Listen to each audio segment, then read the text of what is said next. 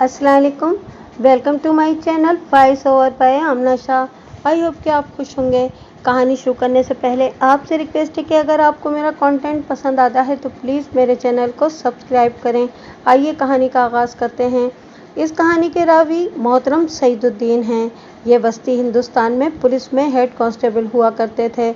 1948 में हिजरत करके पाकिस्तान आ गए। चंद साल बाद यहाँ पुलिस से रिटायर्ड हो गए और अब बुढ़ापा फरागत से गुजार रहे हैं। उम्र पुलिस में गुजारने की वजह से जुराइम और सुराग रसानी में बहुत दिलचस्पी लेते हैं। मज़कूरा कहानी इनकी सर्विस के दौरान पेश आई थी। उन्होंने कहा कि बाज़ जुराइम इतने हैरान कुन होते हैं कि खुद पुलिस को यकीन नहीं आता कि ये किसी इंसान ने जुर्म किया है। उन्होंने एक कहानी सुनाई जो मैं उनकी ज़बान में पेश करता हूँ। कैसराबाद एक मामूली सा कस्बा था। थाने का इंचार्ज असद जेम्स नाम का एक ईसाई था। बड़ा सख्त मिजाज और जालिम थानेदार था। मौका महल देखकर रिश्वत भी ले लिया करता था, लेकिन कोई वारदात खतरे वाली होती तो बहुत सख्ती करता था। ड्यूटी का पक्का था। मैं उसके साथ हेड कांस्टेबल था। एक रोज़ कैसराबाद के करीबी गांव से ये रिपोर्ट आई कि एक रोज़ पहले एक दूध पीता बच्चा उम्र 3 माह मर गया था। ये मुसलमानों का बच्चा था। शाम को उसे दफन कर दिया गया था। बच्चे की माँ दूसरे दिन सुबह सवेरे अपने बच्चे की कब्र पर गई तो उसने देखा कि कब्र की शक्ल बुरी तरह बिगड़ी हुई है। मट्टी अंदर को धसी हुई थी। साफ मालूम होता था कि किसी ने कब्र को खोदा है और उसे जल्दी जल्दी से फिर भरा है। माँ घर दौड़ी गई, घर वालों को बताया। घर वाले कब्रिस्तान गए। गांव के चंद और आदमी भी साथ चले गए। मुख्तलिफ आदमियों ने मुख्तलिफ राय दी। ये किसी दरिंदे का काम नहीं हो सकता था क्योंकि कब्र भरी हुई थी। आपस में मशवरा करके उन्होंने कब्र खोदी। देखा कि मट्टी लहद के अंदर भी गई हुई थी। बच्चे की लाश मट्टी में दबी हुई थी। लाश को बाहर निकाला तो ये देखा गया कि कफन जो लाश के साथ ही था खुला हुआ था। और अजीब चीज़ ये देखी गई कि बच्चे की नीचे वाली आखिरी पसली से पेट फटा हुआ था। चाकू या छुरी से चीरा गया था। ये किसी इंसान का काम था। लाश वहीं कब्र के करीब पड़ी रहने दी गई और बच्चे का बाप 2-3 आदमियों के साथ थाने आ गया। सब इंस्पेक्टर जेम्स मुझे साथ लेकर कब्रिस्तान में गया। पुलिस वाले लाशों से नहीं डरा करते। मैंने इससे ज़्यादा बुरी हालत में लाशें देखी हैं, लेकिन 3 माह के मासूम बच्चे की लाश का पेट चाक किया हुआ देखा तो मेरे दिल पर अजीब सा बोझ पड़ गया। बच्चा एक ही दिन पहले मरा था। उसका कली जैसा चेहरा इतना प्यारा था जैसे मरा हुआ नहीं सोया हुआ हो। हैरत इस पर थी कि लाश को कब्र से निकाल कर किसने चीरा फाड़ा है। ये शक पैदा हुआ कि बच्चे को कत्ल करके दफनाया गया है। इसकी ये वजह हो सकती थी कि खामिंद को शक होगा कि ये बच्चा इसका नहीं। ये शक जेम्स ने कब्रिस्तान में रफ़े कर लिया। बहुत से लोगों ने बताया कि बच्चा बुखार से मरा है। लाश पोस्टमार्टम के लिए भिजवाई गई। पता चला कि बच्चे का दिल गायब है। इससे ये मालूम हुआ कि किसी ने कब्र खोदकर बच्चे की लाश निकाली और पसलियों के नीचे से सीना चाक करके दिल निकाला है। फिर उसने लाश लहद में रखकर ईंटें नहीं रखी, कब्र मट्टी से भर दी। सब इंस्पेक्टर जेम्स ने यह फैसला दिया कि किसी ने कोई टोना टोटका किया है। आप हिंदुओं की तोहम परस्ती और टोने वगैरह से वाकिफ नहीं होंगे। हिंदुओं के अक्सरियती इलाकों में रहने वाले मुसलमानों ने भी इनकी कई बेहुदा रस्में और टोने टोटके वगैरह अपना लिए थे। मुझे भी यही शक था जो जेम्स ने जाहिर किया था। बेऔलाद औरतें कई एक टोने टोटके किया करती थीं, जिनमें एक ये था कि एक ख़ास किस्म के मरे हुए सांप के ऊपर टोकरा रखकर औरत टोकरे पर बैठकर नहाया करती थी। इंसानी खोपड़ियों के टुकड़े भी दवाई में इस्तेमाल होते थे। ये टुकड़े हाजतमंद और औरत को खुद कब्रिस्तान से लाने पड़ते थे। एक टोना ये भी था कि दूध पीते बच्चे की लाश पर टोकरा रखकर बेऔलाद औरत को टोकरे पर बैठकर नहाने को कहा जाता था। आप समझ सकते हैं कि इस मकसद के लिए कोई भी अपने मरे हुए बच्चे की लाश नहीं देता। इस हद तक खतरनाक टोटका भी बताया जाता था कि बेऔलाद औरत किसी के नौज़ायदा बच्चे को अपने हाथों कत्ल करे और उसका खून पिए।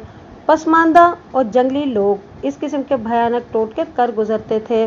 हिंदुओं में ये खौफनाक टोटके ज़्यादा चलते थे, लेकिन मुसलमानों ने भी इन पर अमल शुरू कर दिया था। मुसलमान चूँकि दिलेर होते हैं, इसलिए वो लाशों की बेहुरमती भी कर दिया करते थे। मेरी सर्विस में 3 वारदातें हुई थी जो अलग अलग कहानियां हैं। अब एक बच्चे की मदफून लाश का दिल निकाल लिया गया तो यही समझा गया कि ये किसी बेऔलाद औरत का काम है। लेकिन औरत कितनी ही दिलेर क्यों ना हो, वो किसी बच्चे का दिल नहीं निकाल सकती। लाश रात के दौरान निकाली गई थी। आप जानते हैं कि रात के वक्त कब्रिस्तान में जाने से लोग डरते हैं, मगर इस वारदात में तो लाश निकाली गई और उसकी चीर-फाड़ की गई थी, लिहाजा ये काम किसी दिलेर आदमी का था। हमें मालूम था कि सन्यासी और साधु वगैरह जो अक्सर खाना बदोश रहते थे, कब्रिस्तान से इंसानी हड्डियां उठा ले जाया करते थे। ये सन्यासी वगैरह अमूमन वीरानों में, गारों और गुफाओं में रहते थे। हाजतमंद उनके पास पहुंच जाते थे। उनका ताल्लुक सिर्फ हिंदू मज़हब के साथ होता था। हिंदू औरतें, खुसूसन बेऔलाद हिंदू औरतें, उनकी बहुत टहल सेवा करती थीं और बेहयाई की हद तक इन्हें खुश रखती थीं। अफसोसनाक बात ये देखने और सुनने में आई कि बाज़ मुसलमान भी इनके मोतक़िद होते थे। सब इंस्पेक्टर जेम्स ने रिपोर्ट लिखकर मुखबिरों को 2 काम दिए। एक ये कि मुतालिका गांव में उस बेऔलाद औरत को तलाश करें जो औलाद के लिए परेशान हो और टोने और तावीज़ वगैरह कर रही हो। दूसरा काम ये कि तमाम इलाके में घूमे फिरें। अगर कहीं सन्यासी या साधु डेरे डाले हुए हों तो फ़ौरन इत्तला दें। गांव छोटा नहीं था, लेकिन ये गांव ही था। किसी के घर के हालात किसी से छुपे हुए नहीं थे। एक ही दिन में एक बेऔलाद औरत के मुतालिक पता चल गया कि उसने ना कोई खानका छोड़ी है, ना कोई पीर फकीर छोड़ा है, और वो सन्यासियों, साधुओं और पंडितों के पास भी जाती रहती थी। उसके मुतालिक, उसके खामिद के मुतालिक और उसके ख़ानदान के सब अफराद के मुतालिक रिपोर्टें ली गईं। किसी रिपोर्ट से ये शक नहीं होता था कि इस ख़ानदान का कोई फ़र्द या औरत इस किस्म का भयानक जुर्म कर सकती है। जेम्स ने गहरी छानबीन की, लेकिन ये औरत बेगुनाह निकली। मुजरिम या मुजरिमा किसी दूसरे गांव की भी हो सकती थी। मुखबिरों से कहा गया कि वो इर्द गिर्द के छोटे बड़े गांव में बेऔलाद औरतों को तलाश करें। मुसलमानों के आमिल और पीर भी थे। हमारे इलाके में इनकी तादाद 8 या 9 थी। उन पर भी नज़र रखी गई। मुखबिरों से कहा गया कि वो उनके पास ये मुराद लेके जाएं कि उनके औलाद नहीं होती, कोई तावीज़ दें या कोई टोना बताएं। एक मुखबिर इत्तला लाया कि मुतालिका गांव से कोई 1 मील दूर खड नालों, चट्टानों और टीलों का इलाका है। वहाँ एक टीले में कुदरती गार है। इसमें 5 साधु डेरा डाले हुए हैं। ये खाना बदोश साधु सारे जिस्म पर कोई राख मलकर रखते थे। अक्सर नंगे भी रहते थे। सर पर उन्होंने मोटे मोटे मसनूई बाल चिपकाए हुए थे। ये लोग जड़ी बूटियों की दवा भी बनाते थे। बहरहाल ये अजीब मखलूक थी जो हिंदुस्तान में अब भी उसी तरह मौजूद है जिस तरह मेरे ज़माने में होती थी। जेम्स ने इन 5 साधुओं पर शक किया, लेकिन उन पर छापा मारने की बजाय उनके पास एक मुखबिर औरत को भेजने का इरादा किया। हमारे हाथ में एक जवान और बड़ी अच्छी शक्ल सूरत वाली मुखबिर औरत थी। वो एक गरीब से किसान की बीवी थी जो मुसलमान था। उसका खामिद भी अपनी बीवी की तरह बहुत चालाक और होशियार आदमी था। उनके 2 या गालिबन 3 बच्चे थे। इस औरत को थाने बुलाकर सब इंस्पेक्टर जेम्स ने यह काम दिया कि वो साधुओं के पास बेऔलाद औरत बनकर जाए और उन पर यह जाहिर करे कि वो अमीर औरत है और औलाद की खातिर वो मुंह मांगा इनाम दे सकती है। उसे बताया गया कि वो उनसे टोने टोट के मालूम करे।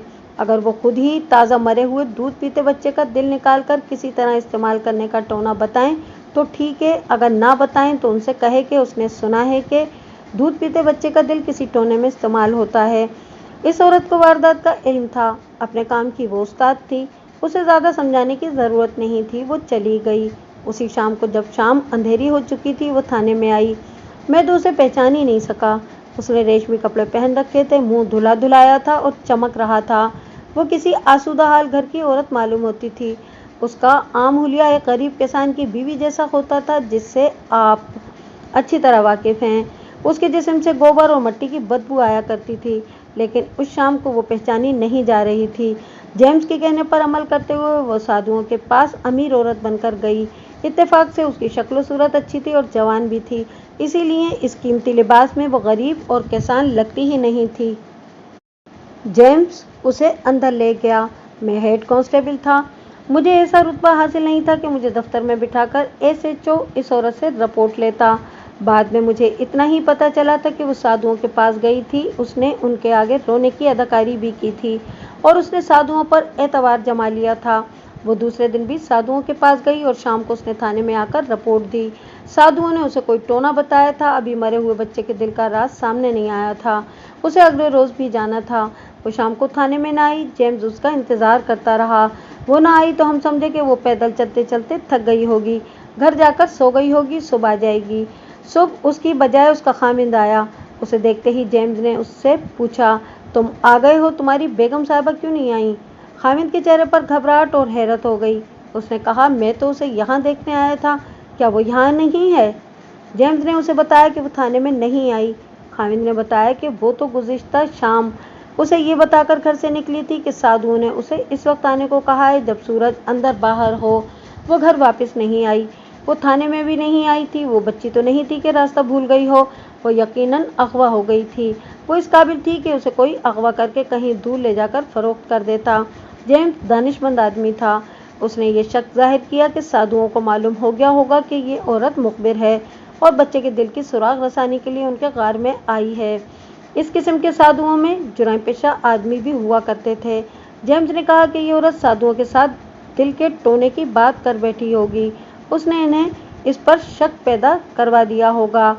जेम्स ने उसी वक्त साधुओं पर छापा मारने का इंतजाम किया। आगे आगे देहाती लिबास में मुखबिर भेजे ताकि वो साधुओं पर नजर रखें और अगर वो छापे से पहले ही भागने की कोशिश करें तो इन्हें पकड़ लें। वो इलाका ऐसा था कि दूर से नजर नहीं आ सकता था कि पुलिस आ रही है। छापा मारा गया, मैं भी साथ था। तमाम साधु गार में मौजूद थे। जेम्स ने इन्हें गार से बाहर निकाल दिया। ये गार ऊंचा था, चूंकि ये मिट्टी के टीले में था, इसलिए इसे अंदर से खोदकर कुछ वसी और इतना बुलंद कर दिया गया था कि अच्छे कद का आदमी अंदर खड़ा हो सकता था। उसके पीछे एक और गार था। हमने उनके सामान की तलाशी ली। मरे हुए सांप और बिच्छू भी बरामद हुए। पिछले गार में गए, हमें कोई मशकूक चीज़ ना मिली। साधुओं का जो महासाधु या मेहनत था, वो जेम्स को अपनी मखसूस ज़बान और मखसूस अंदाज से खौफजदा करने की कोशिश करने लगा।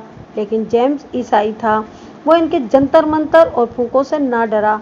अगर जेम्स हिंदू होता तो इन साधुओं का इतना एहतराम करता कि उन पर हाथ ही न डालता, और अगर वो मुसलमान होता तो इन साधुओं का इतना एहतराम करता कि इन पर छापा भी ना मारता और ये समझता कि हिंदू इसे अपने मज़हब की तौहीन का मसला बना लेंगे।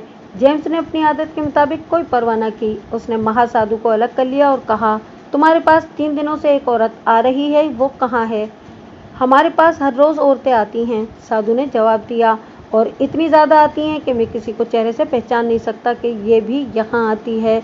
उसने ऐसे बेनियाज और बेपरवाह से अंदाज से बातें की जैसे उसे औरतों के साथ कोई दिलचस्पी नहीं। जेम्स ने उसे मुखबिर औरत का हुलिया बताकर पूछा कि वो कल शाम यहाँ आई थी। यहीं बता दोगे कि उसे गायब कर दिया है तो मैं मामला यहीं ख़त्म कर दूंगा। अगर थाने में चलकर बताओगे तो अगवा और जबरी आबरू रेजी के जुर्म में 10 साल के लिए जेल भिजवा दूंगा। महासाधु ने फिर भी इनकार किया। जेम्स ने थानेदारों की तरह कहा, सबको थाने ले चलो। गार के पहरे पर 2 कांस्टेबल खड़ा करके हम साधुओं को थाने ले गए।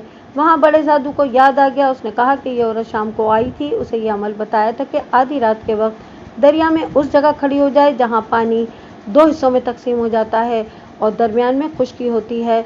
उसे पढ़ने के लिए कुछ बताया था। वो सूरज गुरूब होने के बाद चली गई थी। उससे तुमने कोई रकम भी ली थी? जेम्स ने पूछा। सिर्फ 20 रुपये, साधु ने जवाब दिया। उसने वादा किया था कि मुराद पूरी हो गई तो 1000 रुपया दूंगी।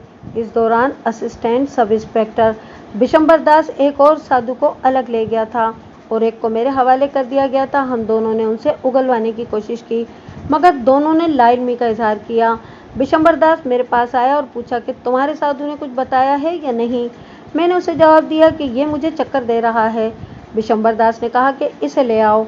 हम पहले एक को अंदर ले गए और पुलिस का पहला ही हाथ दिखाया तो उसकी ज़बान खुल गई। वो तशद्दुद का पहला वार ही बर्दाश्त न कर सका।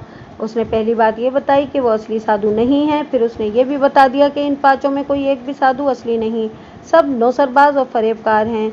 हमारे लिए ये कोई अजीब बात नहीं थी कि ये सब फ्रॉडिये थे। जिस तरह हमारे मुल्क में जाली पीर होते हैं, इसी तरह इन सन्यासियों और साधुओं में जुर्म पेशा लोग भी होते हैं। ये लोग असली साधुओं जैसी अदाकारी करते हैं और इन्हीं की तरह बातें करने के माहिर होते थे। ये हिंदुओं को इसी तरह लूटते थे जिस तरह जाली पीर मुसलमानों को लूटा करते हैं। बिशंबर दास ने दूसरे साधु को बुलाया।